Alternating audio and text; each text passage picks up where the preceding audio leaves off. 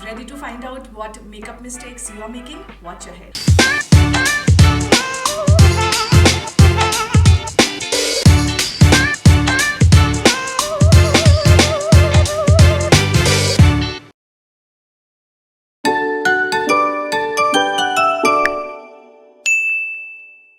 Hi guys, what's up? Welcome to Plum's YouTube channel. My name is Nidhi Katyar and in this video we'll be talking about some makeup mistakes that you might be doing right now. So without further ado, let's begin.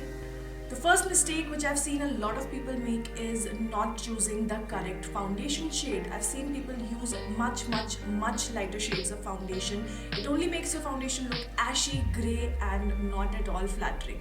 A foundation is used to even out your skin tone and not to make you look fairer. So next time you go foundation shopping, opt for a foundation that is matching to your skin tone to give that flawless and beautiful even tone skin. The second mistake that I've seen a lot of people do is not preparing their skin. Priming and moisturizing before your makeup is very important. I cannot stress enough on this point. A lot of times you might have seen your foundation look extremely dense and cakey. That is because you have not moisturized and primed your face. A primer helps you fill in your pores and makes your skin smooth and even. Also, it makes your makeup last much longer. So next time when you do your makeup, make sure you don't forget your moisturizer and your primer for that flawless, even and long-lasting finish. Filling in your eyebrows can be tricky and I know that's where a lot of people make their mistakes. So here's mistake number 3 and that is not using small strokes to fill in your eyebrows. Instead, just drawing lines. That's your eyebrow. There are hairs there.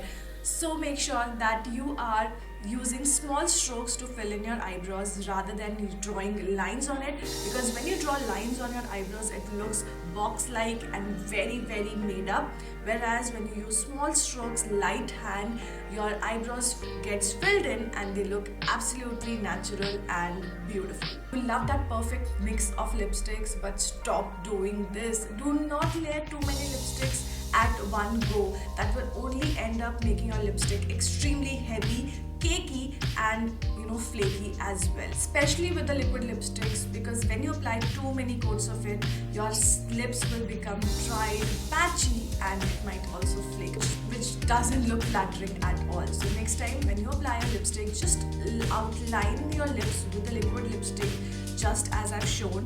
These Plum liquid lipsticks have a really nice doe foot applicator which is quite flat and helps you get that beautiful outline on your lips, and just use your finger to blend it all in. If you want an extra layer, just take a little bit on your center of the lips and apply it all over the lips and you're good to go.